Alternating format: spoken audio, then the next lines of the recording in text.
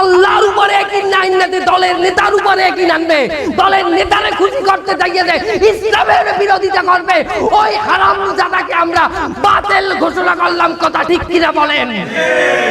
এই এই তোমরা রস করতে হবে না, তুমি নেমে যাও। কি হয়েছে? কান ছিঁড়ে ফেলাবো, বাস্ত করি ফেলাবো, বাস্ত করি ফেলাবো।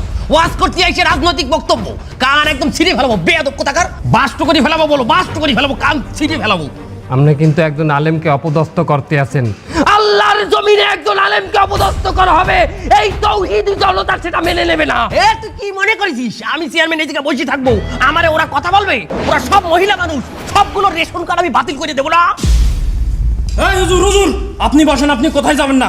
এই আপনি কি মনে করেছেন এই জায়গায় সব কি মহিলা মানুষ বসে আছে নাকি? আপনি একজন আলেমকে অপমান করবেন, আমরা ধর্মপ্রাণ মুসলমানরা বসে থাকবো?